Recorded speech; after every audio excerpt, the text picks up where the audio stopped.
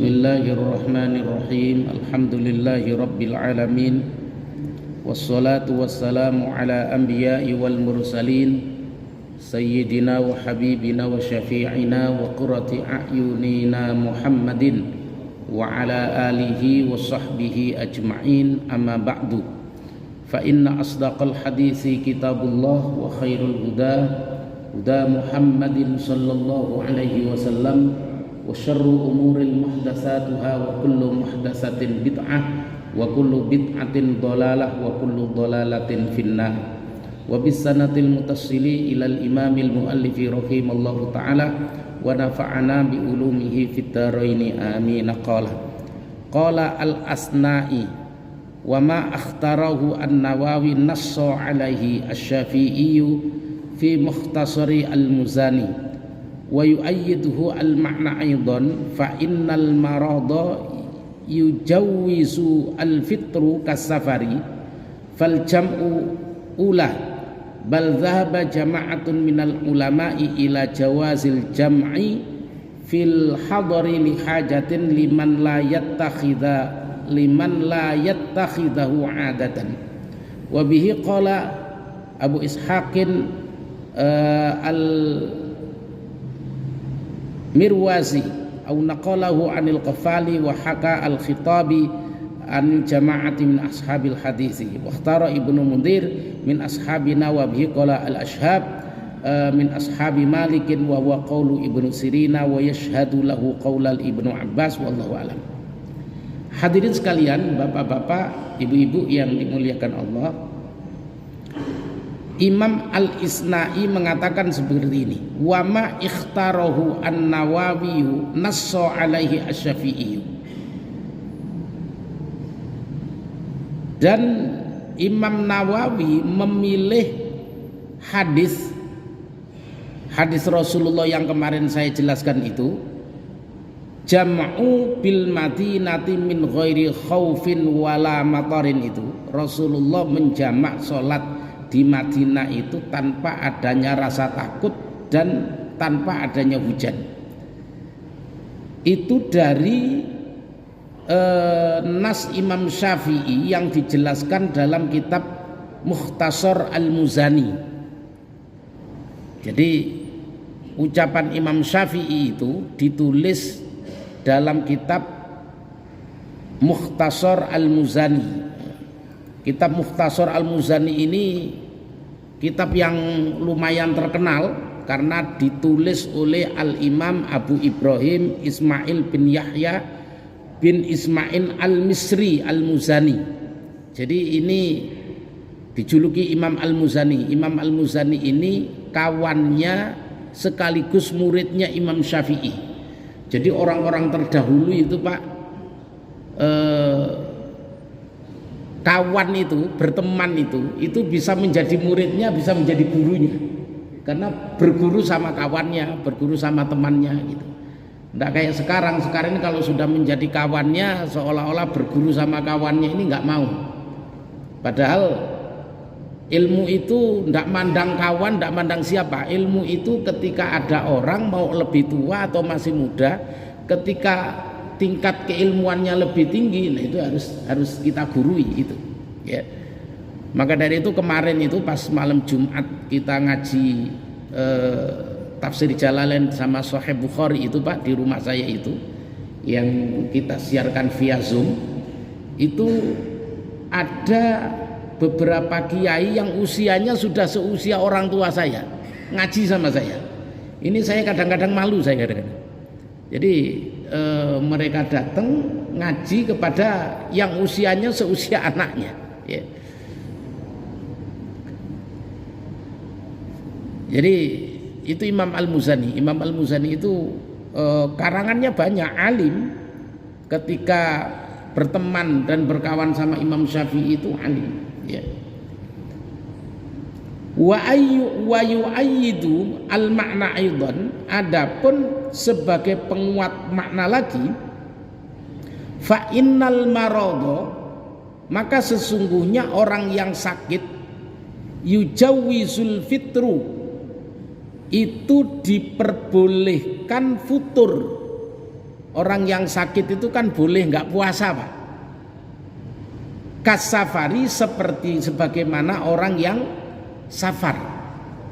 Jadi orang yang sakit itu boleh nggak puasa. Maka dari itu, karena orang yang safar itu boleh tidak puasa, boleh menjamak sholat, maka dengan demikian orang yang sakit itu boleh tidak puasa dan boleh menjamak sholat. Itu yang dijadikan sebagai hujjah. Fal jam'u aula, maka menjamak sholat itu lebih diutamakan bagi orang yang sakit. Ini menurut sebagian pendapat ulama Syafi'iyah. Bal zahaba jama'atun minal ulama'i min jawazil jam'i fil hadari li hajatin. Kan tapi beberapa pendapat ulama-ulama terhadap jawazul jam'i, bolehnya menjamak sholat fil hadari ketika tidak dalam keadaan berpergian, li hajatin karena memang ada hajat, ada kebutuhan. Jadi juga orang yang lagi mempunyai hajat, mempunyai kebutuhan yang mendesak sehingga tidak memungkinkan untuk melakukan sholatul adha, maka boleh orang itu menjamak sholat. Liman la yattakhiduhu adatan, akan tetapi hal ini tidak diperbolehkan untuk dijadikan sebagai kebiasaan, nggak boleh, Pak. Jadi dalam kondisi-kondisi tertentu, boleh orang itu menjamak sholat ketika memang ada kebutuhan. Contohnya misalkan begini, sekarang kan lagi musim resepsi ya Pak ya. Nah ketika resepsi itu ada pengantin dirias yang mulai dipajang duduk di pelaminan itu jam berapa rata-rata? Jam 11 ya, jam 11 siang sampai jam 3. Nah ini kalau kemudian sholat zuhur nggak mungkin Pak, karena lagi dirias itu. Kalau wudhu riasannya rusak, terus tamu jam 1 sampai jam 2 lagi banyak-banyaknya, nggak mungkin ini goyah antara pengantin sama pokoknya yang duduk di pelaminan itu untuk melakukan sholat. Maka orang seperti ini dianggap sebagai punya hajat. Nah, hal yang seperti ini boleh mengkosor, boleh menjamak, boleh menjamak. Akan tetapi tidak boleh liman la yattakhidahu adatan, tidak boleh orang itu mengambil jamak tadi itu karena memang untuk kebiasaan. Pokoknya saya setiap zuhur karena memang repot kerja, saya mengambil jamak, tidak bisa dijadikan kebiasaan. Ini sifatnya hanya untuk kebutuhan-kebutuhan tertentu ya.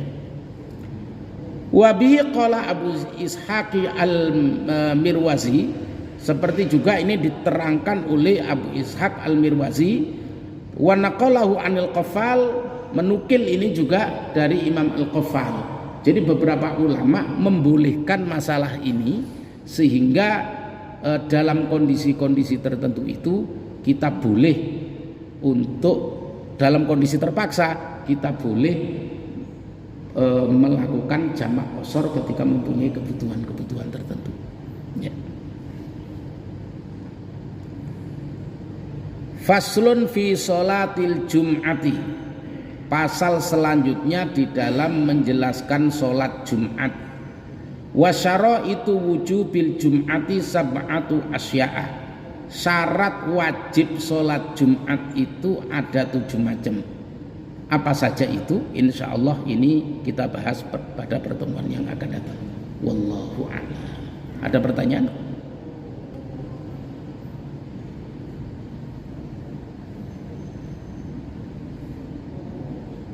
Silakan Pak.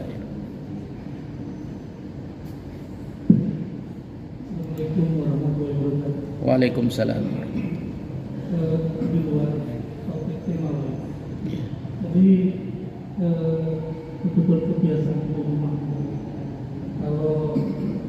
wudhu, kemudian sholat. Ini pas jamaah dengan istri, maka kebiasaan menjadi salam-salaman sama istri. Nah ini apakah boleh untuk melanjutkan sholat ba'diyahnya? Saya ini wudhunya batal atau enggak dengan salaman dengan istrinya? Itu Pak Kiai. Assalamualaikum warahmatullahi wabarakatuh. Waalaikumsalam. Jadi ada pertanyaan begini. Jadi ini ada dua pendapat ulama, mana yang harus kita ikutin dalam hal wudhu gitu ya Pak. Menurut Imam Syafi'i bahwasannya wudhu itu kalau nyentuh istri batal, betul ya. Menurut Imam Hanafi nggak batal, benar nggak begitu? Terus mana yang harus kita ikutin? Mengikuti salah satunya. Jadi pendapat, maka dari itu kitab ini saya pilih, kitab Kifayatul Akhyar ini saya pilih, ini supaya kita punya banyak referensi terhadap pendapat para ulama untuk bisa kita ikuti. Karena orang ibadah itu Pak, metodenya itu ada tiga Pak. Satu, ijtihad Pak. Jadi ketika kita tidak menemukan sumber dari Quran, sumber dari hadis, maka kita ijtihad. Tapi untuk menjadi mujtahid itu harus alim. Harus alim, tidak boleh jadi orang bodoh kemudian ngambil ijtihad sendiri, nggak boleh itu. Haram hukumnya. Kalau tidak begitu, maka ittiba itu mengikuti. Ittiba itu kemudian membaca kitab-kitab para ulama, terus dipelajari, kemudian diapresiasikan dalam bentuk ibadah. Tapi kemampuan kita dalam mempelajari kitab-kitab itu susah. Karena mempelajari kitab itu Pak, yang berbahasa Arab itu nggak mudah. Seperti pernah saya sampaikan, untuk bisa menguasai kitab-kitab berbahasa Arab itu satu, minimal kita bisa baca Quran. Satu itu. Terus yang kedua, kalau sudah baca Quran kita harus bisa mengerti ilmu alat. Ilmu alat itu ilmu nahwu, ilmu sorof. Kalau di pesantren ilmu nahwu, ilmu sorof ini ada tahapannya, mulai dari jurmiyah, terus selesai tahun pertama jurmiyah, tahun kedua imriti, tahun ketiga ada yang langsung alfiyah, ada yang masih milhatul i'rab namanya. Tahun keempat, kelima biasanya mempelajari kitab Alfiyah Ibnu Malik. Dan itu harus dihafal, belum mempelajari yang lainnya. Nah, kalau sudah nggak bisa itu, maka taklid. Taklid itu ngikuti apa yang disampaikan oleh para ulama. Ikutin udah itu. Karena ngikutin pendapat ulama itu juga melakukan syariat. Seperti kemarin saya sampaikan, syariat itu apa sih? Syariat itu ayatiya nasu Qur'anin wa sunnatin au nasu fi'lun minhu alaihi salam au nasu iqrarin alaihi minhu alaihi salam au ijma'in. Ini melaksanakan syariat itu tuh. Syariat itu adalah ketika kita melakukan nas Quran, terus nas sunnah, ucapan Nabi, terus setelah itu nas pekerjaan Nabi, apa yang dilakukan oleh Nabi, terus nas ikrar Nabi, yang terakhir adalah au ijma'in, atau mengikuti pendapat para ulama. Yang dinamakan ulama mulai dari asarus sahabat, pendapat para sahabat, sampai al-ulamaul mutaakhirin, ulama-ulama mutaakhirin. Nah, bagaimana kemudian yang tidak boleh? Yang tidak boleh itu adalah talfik. Nggak boleh Pak, talfik itu. Artinya mencampur adukkan dua pendapat dua ulama. Ketika dicampur adukkan, para ulama ini tidak sepakat. talfik namanya itu. Contohnya Imam Syafi'i berpendapat bahwasannya kita ketika berwudu menyentuh perempuan batal. Sementara kita melakukan sholat dengan cara Syafi'i. Jadi misalkan Imam Syafi'i berpendapat bahwasannya nyentuh perempuan batal. Terus kemudian kita tidak pakai pendapat Imam Syafi'i, kita memakai pendapatnya Imam Hambali. Kita memakai pendapatnya Imam Hambali. Imam Hambali menyentuh perempuan tidak batal. Sementara sholat kita memakai metodenya Syafi'i. Kan artinya dua pendapat ulama ini kemudian dijadikan dalam satu masalah antara sholat sama wudhu. Nggak boleh. Itu talfik namanya. Atau mungkin kita menurut pendapat Syafi'i nyentuh anjing itu najis nggak Pak? Najis apa? Mughalladh. Saya minum dulu ya. Bismillahirrahmanirrahim. Tapi menurut mazhab Maliki anjing itu tidak haram. Anjing itu tidak najis mughalladh, tetap suci. Jadi anjing itu seperti yang kita megang kucing, megang yang lain-lainnya selain khinzir loh ya. Kalau khinzir, celeng, babi itu sepakat ulama semuanya. Tapi kalau anjing menurut Imam Malik itu tidak najis mughalladh. Nggak ada najisnya karena anjing dianggap suci. Kemudian kita melakukan sholat dengan menggunakan mazhab Syafi'i. Artinya kita ketika nyentuh anjing itu menganggap bahwasannya ini tidak najis mughalladh, dianggap sebagai suci sehingga tidak bersuci sebagaimana membersihkan najis mughalladh karena menggunakan pendapat Imam Syafi'i. Kemudian ketika kita sholat itu tidak memakai mazhab atau pendapat Imam Maliki, nggak boleh. Jadi kalau kita mau menggunakan mazhab Maliki, jadi nyentuh anjing nggak batal, maka sholat kita harus menggunakan mazhab Maliki. Contohnya sholat yang mazhab Maliki, misalkan salah satunya adalah kalau mengucapkan surat Al-Fatihah secara jahr dengan berjamaah, maka makmum tidak perlu mengucapkan Fatihah. Ini salah satu pendapatnya Imam Malik.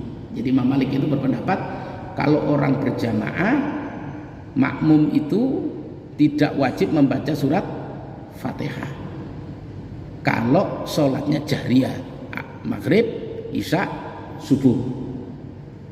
Tapi kita menghukumi sebagaimana pendapat Syafi'i bahwasannya surat Fatihah itu wajib semuanya. Nah ini tidak boleh. Maka dari itu ngaji ngaji kitab fikih itu harus benar-benar tuntas. Jadi kita tidak bisa membagi-bagi mazhab. Sebenarnya ikut pendapat siapa saja boleh Pak, asalkan syaratnya tidak talfik.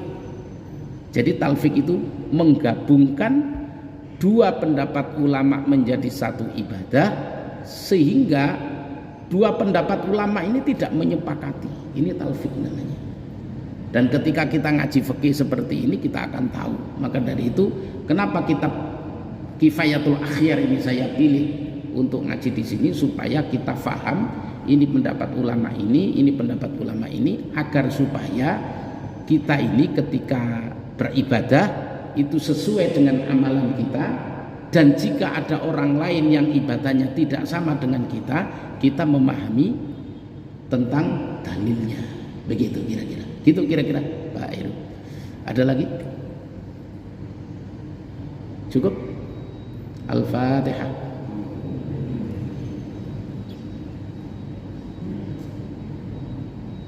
Hadirin sekalian, saya ingatkan kembali besok ada kajian kitab tafsir Jalalain dan kitab Sahih Bukhari yang kami gelar secara Zoom. Jadi Majelis Imam Bukhari menggelar kajian kitab tafsir Jalalain dan kitab Sahih Bukhari setelah sholat Isya. Ya, nanti dibagikan oleh Pak Heru di grup linknya. Ya. Mudah-mudahan kita semua diberikan makmunah oleh Allah Subhanahu wa Ta'ala, sehingga ngaji ini kita bisa jadikan sebagai alat untuk kesempurnaan ibadah kita kepada Allah Subhanahu wa Ta'ala. Alhamdulillahirabbil alamin, hamdan yuwafi ni'amahu wa yukafi'u mazidah. Ya Rabbana lakal hamdu wa lakal syukru wa lakal mulku kama yanbaghi li jalali wajhikal karimi wa 'azimi sultanik. Allahumma salli ala sayyidina Muhammadin al-Fatih lima ughliqa wal khatim lima sabaq nasiril haqqi bil haqqi wal hadi ila siratikal mustaqim wa ala alihi wa sahbihi haqqa qadrihi wa miqdaril azim. Allahumma iftah alaina bi futuhil arifin, Allahumma iftah alaina bi futuhil arifin, Allahumma iftah alaina bi futuhil arifin. Allahumma a'inna ala dzikrika wa syukrika wa husni ibadatik. Rabbana atina fid dunya hasanah wa fil akhirati hasanatan wa qina adzaban nar. Rabbana taqabbal minna innaka antas samiul alim wa tub alaina innaka antat tawwabur rahim. Bifadli subhana rabbika rabbil izzati amma yasifun. Salamun alal mursalin walhamdulillahi rabbil alamin. Terima kasih. Wallahu muwaffiq ila aqwamit thoriq. Wassalamualaikum warahmatullahi wabarakatuh.